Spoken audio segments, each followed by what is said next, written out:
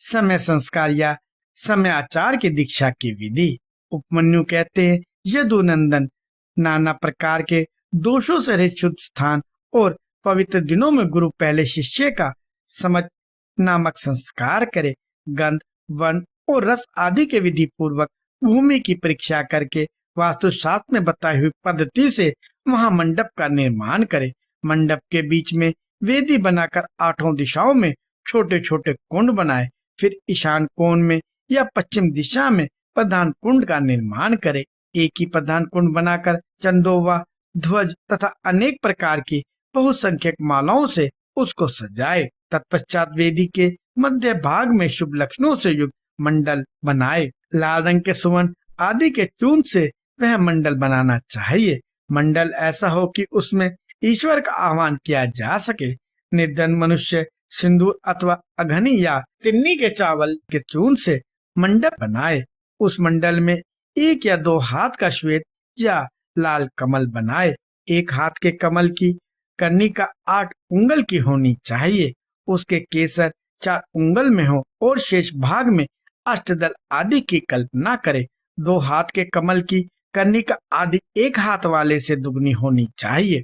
उक्त वेदी या मंडप के ईशान कोण में पुनः एक वेदी पर 1 हाथ या आधे हाथ का मंडल बनाए और उसे शोभाजनक सामग्रियों से सुशोभित करे। तत्पश्चात धान, चावल, सरसों, तिल, फूल और कुशा से उस मंडल को आच्छादित करके उसके ऊपर शुभ लक्षणों से युक्त शिव कलश की स्थापना करे। वह कलश सोना, चांदी, तांबा अथवा मिट्टी का होना चाहिए। उस पर गंध, पुष्प, अक्षत, कुश, दुर्वा अंकुर रखे जाए। उसके कंठ में सफेद सूत लपेटा जाए और उसे 2 नूतन वस्त्रों से आच्छादित किया जाए। उसमें शुद्ध जल भर दिया जाए। कलश में 1 मुट्ठा कुछ अग्रभाग ऊपर की ओर करके डाला जाए। सुवर्ण आदि द्रव्य छोड़ा जाए और उस कलश को ऊपर से ढक दिया जाए। उस आसन रूप कमल के ऊपर दलों के सूत आदि के बिना झारी या गढ़वा वर्धनी विशिष्ट जलपात, शंख, चक्र और कमल दल आदि सब सामग्रियों संग्रह करके रखे। उप आसन मंडल के अग्रभाग में चंदन मिश्र जल से भरी हुई वर्धनी अस्त्रराज के लिए रखे। फिर मंडल के पूर्व भाग में पूर्ववत मंत्रयुक्त कलश की स्थापना करके शिव की विधि पूर्वक महापूजा आरंभ करे। समुद्र या नदी के किनारे, गौशाला में, पर्वत के शिखर पर, देवालय में अथवा घर में या किसी भी मनोहर स्थान में मंडप आदि रचना के बिना पूर्वक सब कार्य करे। फिर पूर्वत मंडल और अग्नि की वेदी बनाकर गुरु प्रसन्न मुख से पूजा भवन में प्रवेश करे। वहां सब प्रकार के मंडल कृत्य का संपादन करके नित्य कर्म के अनुष्ठान पूर्वक मंडल के मध्य भाग में महेश्वर की महापूजा करने के अनंतर पुनः शिव कलश पर शिव का आह्वान पूजन करे। पश्चिमाभिमुख यज्ञ रक्षक ईश्वर का ध्यान करके अस्त्रराज की वर्धनी में दक्षिण की ओर ईश्वर के अस्त्र की पूजा करे। फिर मंत्र युक्त कलश में मंत्र तथा मुद्रा आदि का न्यास करके मंत्र विशारद गुरु मंत्र याग करे। इसके बाद देशिक शिरोमणि गुरु प्रधान कुंड में शिवाग्नि की स्थापना करके उसमें होम करे। साथ ही दूसरे ब्राह्मण भी चारों ओर से उसमें आहुतियां डालें। आचार्य से आधे या चौथाई होम का उनके लिए विधान है। आचार्य शिरोमणि को प्रधान कुंड में ही हवन करना चाहिए। दूसरे लोगों को स्वाध्याय स्रोत और मंगल पाठ करना चाहिए। अन्य शिव भक्त भी वहाँ विधिवत जप करें। नृत्य, गीत, वाद्य एवं अन्य मंगल कृत्य भी होने चाहिए। सदस्यों का विधिवत पूजन, पुनः वाचन तथा पुनः भगवान शंकर का पूजन संपन्न करके शिष्य पर अनुग्रह करने की इच्छा मन में ले आचार्य महादेव जी से प्रार्थना करे। देव देवेश्वर प्रसन्न होइए। विश्वनाथ दयानिधे, मेरे शरीर में प्रवेश करके आप कृपा पूर्वक इस शिष्य को बंधक मुक्त कराइए। तदंतर मैं ऐसा ही करूंगा। इस प्रकार इष्ट देव की अनुमति पाकर गुरु उस शिष्य को जिसने उपवास किया हो या हविष्य भोजन किया हो अपने निकट बुलावे। वह शिष्य एक समय भोजन करने वाला और विरक्त हो, स्नान करके प्रातः काल का कृत्य पूरा कर चुका हो, मंगल कृत्य का संपादन करके प्रणव का जप और महादेव जी का ध्यान कर रहा हो, उसे पश्चिम या दक्षिण द्वार के सामने मंडल में कुश के आसन पर उत्तर की ओर मुख करके बिठाए और गुरु स्वयं पूर्व की ओर मुंह करके खड़ा रहे। शिष्य ऊपर की ओर मुंह करके हाथ जोड़ ले। गुरु प्रोक्षणी के जल से शिष्य का प्रोक्षण करके उसके मस्तक पर अष्ट मुद्रा द्वारा फूल फेंक कर मारे। फिर अभिमंत्रित नूतन वस्त्र आधे दुपट्टे से उसकी आंख बांध दे। इसके बाद शिष्य को दरवाजे से मंडल के भीतर प्रवेश कराए। शिष्य भी गुरु से प्रेरित हो शंकर जी की 3 बार प्रदक्षिणा करे। इसके बाद प्रभु को सुवर्ण मिश्रित पुष्पांजलि चढ़ाकर पूर्व या उत्तर की ओर मुंह करके पृथ्वी पर दंड की भांति गिरकर साष्टांग प्रणाम करे। तदंतर मूल मंत्र से गुरु शिष्य का प्रयोक्षण करके पूर्वक अस्त्र मंत्र के द्वारा उसके मस्तक पर फूल से ताड़न करने के पश्चात नेत्र बंधन खोल दे। शिष्य पुनः मंडल की ओर देखकर हाथ जोड़ प्रभु को प्रणाम करे। इसके बाद श्री स्वरूप आचार्य शिष्य को मंडल के दक्षिण अपने बाएं भाग में कुश के आसन पर बिठाए और महादेव जी की आराधना करके उसके मस्तक पर शिव का वरद हाथ रखे।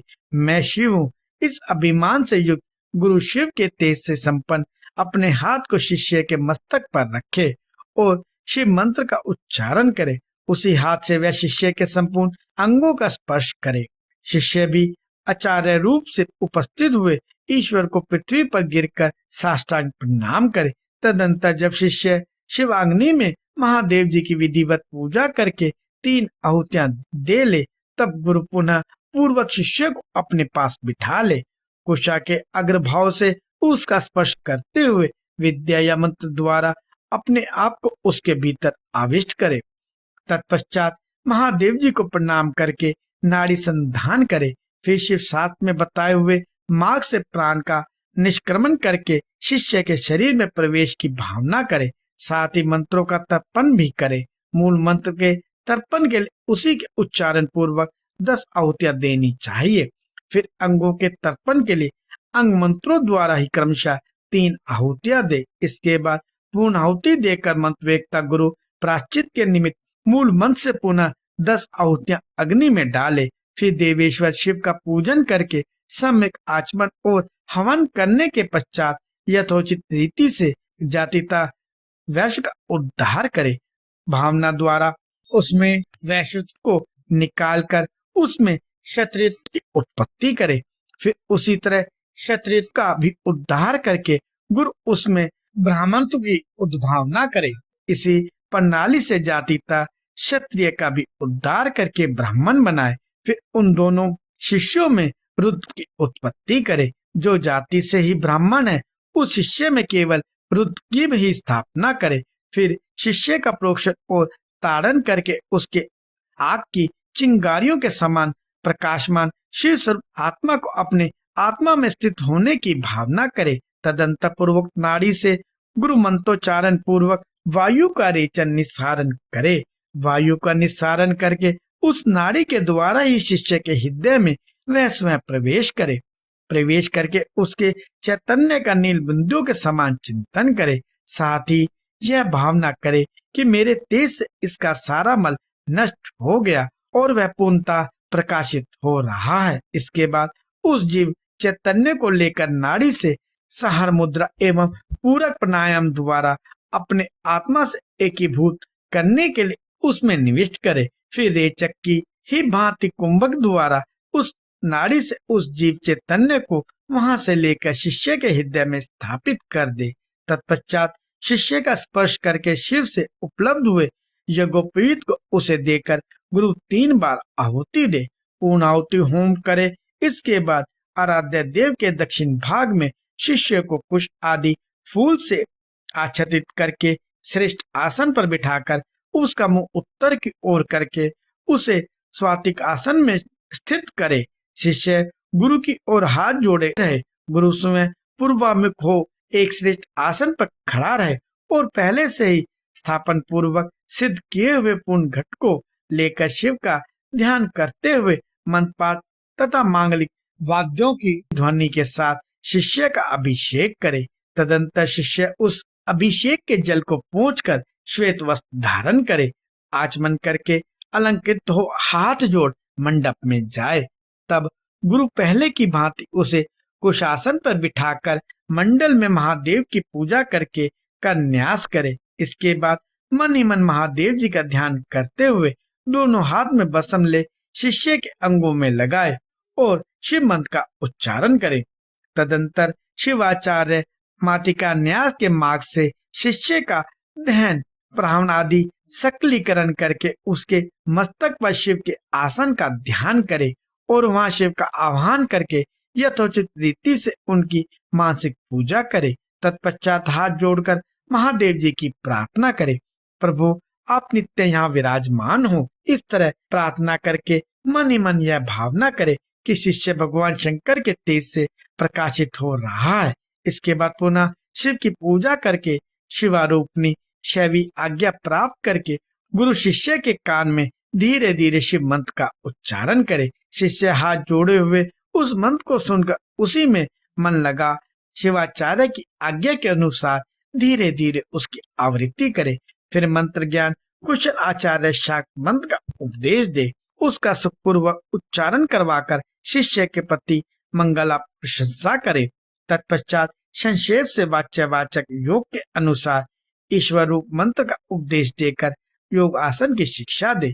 तदंतर शिष्य गुरु की आज्ञा से शिव अग्नि तथा गुरु के समीप भक्ति भाव से प्रतिज्ञा पूर्वक निमांकित रूप से दीक्षा वाक्य का उच्चारण करे। मेरे लिए प्राणों का परित्याग कर देना अच्छा होगा अथवा सिर काट देना भी अच्छा होगा, किंतु मैं भगवान त्रिलोचन की पूजा किए बिना कभी भोजन नहीं कर सकता। जब तक मोह दूर न हो तब तक वह भगवान शिव में ही निष्ठा रखकर उन्हीं के आश्रित हो, नियम पूर्वक उन्हीं की आराधना करता रहे। फिर भगवान शिव उसे योगक्षेम प्रदान करते हैं। ऐसा करने से उस शिष्य का नाम समय होगा, उसे शिव आश्रम में रहने का अधिकार प्राप्त होगा। वहां रहने वाले शिष्यों को गुरु की आज्ञा का पालन करते हुए सदा उनके वश में रहना चाहिए। इसके बाद गुरु करन्यास करके अपने हाथ में भस्म लेकर मूल मंत्र का उच्चारण करते हुए उस भस्म तथा रुद्राक्ष को अभिमित करके शिष्य के हाथ में दे दे। साथ ही महादेव जी की प्रतिमा अथवा उनका गूढ़ शरीर, लिंग और यथासंभव पूजा, होम, जप एवं ध्यान के साधन भी दे। फिर वह शिष्य भी शिव आचार्य से प्राप्त हुई उन वस्तुओं को उन्हीं की आज्ञा से बड़े आदर के साथ ग्रहण करे, उनकी आज्ञा का उल्लंघन ना करे। आचार्य से प्राप्त हुई सारी वस्तुओं को भक्ति भाव से सिर पर रखकर ले जाए और उनकी रक्षा करे। अपनी रुचि के अनुसार मठ में या घर में शंकर जी की पूजा करता रहे। इसके बाद गुरु भक्ति, श्रद्धा और बुद्धि के अनुसार शिष्य को शिवाचार्य शिक्षा दे। शिवाचार्य ने समयाचार के विषय में जो कुछ कहा हो, जो आज्ञा दी हो तथा और भी जो कुछ बातें बताई हो, उन सबको शिष्य शिरोधार्य करे।